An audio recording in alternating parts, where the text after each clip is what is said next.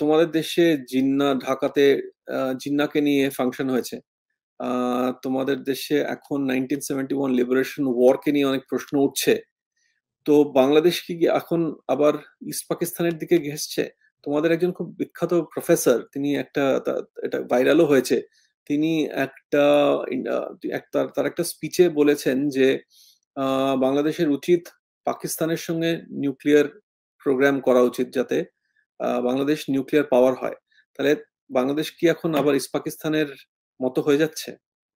তাদের মূল লক্ষ্য সেটি, তারা সেটি ঘোষণা আকারে না বললেও তাদের মূল লক্ষ্য সেটি, এবং সেই রাজনৈতিক দর্শন, সেই রাষ্ট্র ব্যবস্থা বাস্তবায়ন করাই কিন্তু সেই লক্ষ্যে তারা কাজ করছে। যদিও তারা বলছে অন্য কথা, কিন্তু আমরা বাংলাদেশের রাজনৈতিক বাস্তবতা যারা জানে, বাংলাদেশের রাজনৈতিক কর্মকৌশল সম্পর্কে যারা অবগত আছে, তারা এটি ভীষণভাবে অনুভব করছে। তাদের মূল লক্ষ্য আসলে সেই ধরনের একটি ক্ষমতা কাঠামো বিনির্মাণ করা, সেই ধরনের একটি রাষ্ট্র কাঠামো তারা তৈরি করতে চায়, যেখানে বিশেষ করে ধর্মান্ধতা প্রাধান্য পাবে, যেখানে প্রতিক্রিয়াশীলতা প্রাধান্য পাবে, যেখানে এক ধরনের গুটি কয়েকের শাসন বাংলাদেশের জনগণের উপর চাপিয়ে দেওয়া যাবে। এবং তারা মুক্তিযুদ্ধকে তারা প্রশ্নবিদ্ধ করছে। মুক্তিযুদ্ধের অর্জন যেগুলো রয়েছে, মুক্তিযুদ্ধের যেসব দিবস রয়েছে, সেগুলো তারা বাতিল করে দিচ্ছে। এবং একটি দেশের, যে কোনো দেশের সবচেয়ে বড় অর্জন তো স্বাধীনতা। সেই স্বাধীনতাকে আজকে প্রতিস্থাপিত করার চেষ্টা করা হচ্ছে। একাত্তরকে প্রতিস্থাপিত করার চেষ্টা করছে 24 দিয়ে। অথচ যে কোনো দেশেই, আপনি যদি এটিকে গণতান্ত্রিক আন্দোলনও বলেন, আমি তর্কের খাতিরে ধরে নিলাম, যে কোনো দেশেই গণতান্ত্রিক আন্দোলন, ইস্যুভিত্তিক আন্দোলন, ন্যায়সঙ্গত আন্দোলন হতে পারে। তো সেটিকে যখন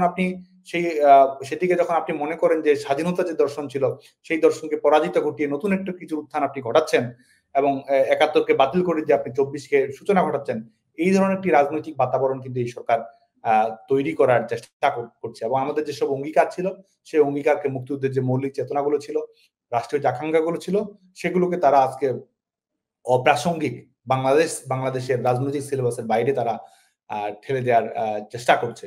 এবং আমরা মনে করি যে এই প্রচেষ্টা সফল হবে না, কারণ বাংলাদেশের জনগণ কিন্তু লড়াকু। বাংলাদেশের জনগণের অদম্য স্পৃহা রয়েছে, বাংলাদেশের জনগণের অপ্রতিরোধ্য চেতনা রয়েছে, বাংলাদেশের জনগণের দুর্দমনীয় সাহস রয়েছে, এবং বাংলাদেশের জনগণই এটির বিরুদ্ধে প্রতিরোধ গড়ে তুলবে। এবং মুক্তিযুদ্ধের মধ্য দিয়ে অর্জিত যে বাংলাদেশ, যে চেতনা, যে গণতান্ত্রিক বাংলাদেশের স্বপ্ন আমরা যুগে যুগে দেখেছি, সেটি বাংলাদেশের জনগণই পুনরুদ্ধার করবে বলে আমি দৃঢ়ভাবে বিশ্বাস করি। বরং এই যারা আজকে নতুন বাংলাদেশ, নতুন স্বাধীনতা, এই ধরনের হাস্যকর কথাবার্তা বলছে, তাদের এই সময় বাংলাদেশের বিশ্ববিদ্যালয়গুলোতে আপনি কি দেখবেন? ঠিক এই মুহূর্তে যখন আমি দ্য প্রিন্টের সঙ্গে কথা বলছি, তখন বাংলাদেশে 1 লক্ষ শিক্ষার্থী, এটি পৃথিবীর কোনো দেশে, কোনো, যেখানে সামরিক স্বৈর শাসক থাকুক, যে পর্যায়ের ফ্যাসিস্ট থাকুক, অনির্বাচিত থাকুক, পৃথিবীর কোথাও দেখবেন না এই মুহূর্তে 1 লক্ষ শিক্ষার্থী পরীক্ষায় অংশগ্রহণ করতে পারছে না। সিম্পলি পরীক্ষায় অংশগ্রহণ করতে পারছে না, জাস্ট সে হয়তো ছাত্রলীগের কর্মী কিংবা সমর্থক, কিংবা শেখ হাসিনাকে ভালোবাসেন, বঙ্গবন্ধুকে ভালোবাসেন, তার বিরুদ্ধে কোনো ক্রিমিনাল অফেন্স নেই, সে কোনো ধরনের একাডেমিক বিশৃঙ্খলা ঘটনার সঙ্গে সম্পৃক্ত হয়নি, শুধুমাত্র এই একটি রাজনৈতিক বিশ্বাসের কারণে, রাজনৈতিক আদর্শের কারণে, কিংবা হয়তো সংগঠনও করে না, ছাত্রলীগের কর্মীদের সঙ্গে দূরতম ভাবে সম্পৃক্ত, হয়তো ফেসবুকে একটি ছবি আছে, একটি লাইক দেয়া আছে, টুইটারে একটি টুইট করা আছে, সেই অপরাধেও ইউনূস সরকার, যিনি শান্তিতে নোবেল জয়ী হচ্ছেন, আজকে বাংলাদেশের শিক্ষার্থীদের 1 লক্ষের অধিক শিক্ষার্থীর পরীক্ষা তারা দিতে পারছে না। আমাদের মেডিকেল কলেজগুলোতে, বাংলাদেশে 35টি বাংলাদেশের যে মেডিকেল কলেজগুলো রয়েছে, এই মেডিকেল কলেজগুলোতে শুধুমাত্র ছাত্রলীগের সমর্থক হওয়ার কারণে, বা গত যে আন্দোলনের প্রেক্ষিত করতে সেই সময় সরকারের সমর্থক তো হওয়ার সবার অধিকার রয়েছে, এটা আমার গণতান্ত্রিক অধিকার, সেটির কারণে বাংলাদেশে 500 জনের বেশি মেডিকেল স্টুডেন্ট, তাদের হয় সার্টিফিকেট বাতিল করা হয়েছে, না হলে 5 বছর 10 বছর মেয়াদে শাস্তি প্রদান করা হয়েছে, ইন্টার্নশিপ করছিল, সেখান থেকে বাতিল করা হয়েছে। ছেলেমেয়েরা পরীক্ষা সেন্টারে যাচ্ছে, পরীক্ষা সেন্টারে গিয়ে সেখানে সরকারের সহায়তায়, বিশ্ববিদ্যালয়ের প্রশাসনের সহায়তায় তাদেরকে কারাগারে পাঠানো হচ্ছে, এবং বিশ্ববিদ্যালয়ের প্রশাসন বলছে তারা তাদের দায়িত্ব নিতে পারবে না, তাদেরকে কারাগারে থাকতে হবে। এই হচ্ছে বাংলাদেশের বর্তমান বাস্তবতা। তুমি ছাত্রদের কথা বললে, তুমি ছাত্র রাজনীতির কথা বললে, তোমার দেশ তো এখন ছাত্ররাই চালাচ্ছে, স্টুডেন্ট কোঅর্ডিনেটররাই তো দেশ চালাচ্ছে। যারা রাষ্ট্র পরিচালনা করছে, প্রথম কথা হচ্ছে তারা যারা অনির্বাচিত, তাদের কোনো বৈধতা নেই, তাদের কোনো সাংবিধানিক ধারাবাহিকতা নেই, এবং কোনো ম্যান্ডেট, এই শিক্ষার্থীরাও তো কাউকে ম্যান্ডেট দেয়নি যে তারা, শিক্ষার্থীরা চেয়েছে কি, বাংলাদেশে ধরুন আন্দোলনটি ব্যাপক জনপ্রিয় ছিল, আন্দোলনে শিক্ষার্থীদের সমর্থন ছিল, শিক্ষার্থীদের প্রত্যাশা কি ছিল? শিক্ষার্থীরা কোটা সংস্কার চেয়েছে, শিক্ষার্থীরা একটি যৌক্তিকতা ভিত্তিক, স্বচ্ছতা ভিত্তিক, মেধা ভিত্তিক সরকারি চাকরিতে নিয়োগ প্রক্রিয়ার ব্যাপারে শেখ হাসিনা সরকারের যে ধারাবাহিকতা, সরকারি চাকরিতে আগ্রহ বেড়েছে সবার, সে কারণেই তারা চেয়েছে যে এই অযৌক্তিক কোটা সংস্কারটি, যেটি আসলে সরকারি সংস্কার করেছিল। আমরা 2018 সালেই সরকার কিন্তু কোটা ব্যবস্থা বাতিল করে দেয়। আদালতের একটি রায়ের কারণে সরকার এই বিব্রতকর অবস্থার মধ্যে পড়ে। সেটি তো সরকারের সঙ্গে এটির কোনো সম্পৃক্ততা নেই। সরকার নীতিগতভাবে সবসময়ই এই কোটা সংস্কারের পক্ষেই সবসময় অবস্থান করেছে। তো সরকারের অবস্থান, ছাত্রদের অবস্থান আলাদা ছিল না। ছাত্ররা শেখ হাসিনা সরকারের পলিসি, শেখ হাসিনা সরকারের কর্মসংস্থানের নিশ্চয়তা এ ব্যাপারে সন্তুষ্ট ছিল। ছাত্ররা কোটা সংস্কার চেয়েছে। ছাত্ররা যেভাবে আজকে ক্ষমতা দখল করেছে সেটি তো তারা দেখতে চায়নি। ছাত্ররা নিরাপদে ক্যাম্পাসে থাকতে চেয়েছে, শান্তিপূর্ণভাবে লেখাপড়া করতে চেয়েছে, লেখাপড়া সে চাকরির নিশ্চয়তা চেয়েছে। যে কারণে যারা আজকে বরং এই যারা আজকে নতুন বাংলাদেশ, নতুন স্বাধীনতা, এই ধরনের হাস্যকর কথাবার্তা বলছে, তাদের এই সময় বাংলাদেশের বিশ্ববিদ্যালয়গুলোতে আপনি কি দেখবেন?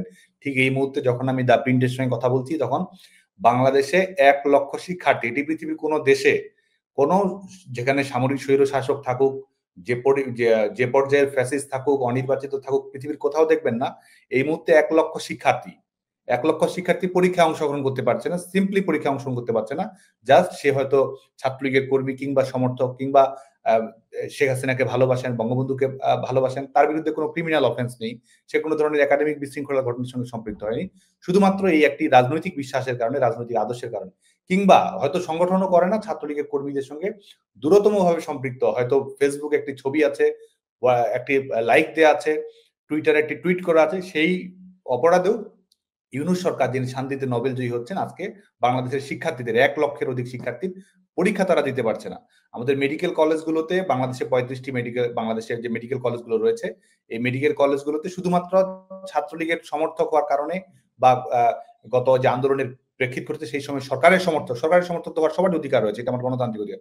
সেটির কারণে বাংলাদেশে 500 জনের বেশি মেডিকেল স্টুডেন্ট, তাদের হয় সার্টিফিকেট বাতিল করা হয়েছে, না হলে 5 বছর 10 বছর মেয়াদে শাস্তি প্রদান করা হয়েছে, ইন্টার্নশিপ করছিল সেখান থেকে বাতিল করা হয়েছে। ছেলেমেয়েরা পরীক্ষা সেন্টারে যাচ্ছে, পরীক্ষা সেন্টারে গিয়ে সেখানে সরকারের সহায়তায়, বিশ্ববিদ্যালয়ের প্রশাসনের সহায়তায় তাদেরকে কারাগারে পাঠানো হচ্ছে, এবং বিশ্ববিদ্যালয়ের প্রশাসন বলছে তারা তাদের দায়িত্ব নিতে পারবে না, তাদেরকে কারাগারে থাকতে হবে। এই হচ্ছে বাংলাদেশের বর্তমান বাস্তবতা।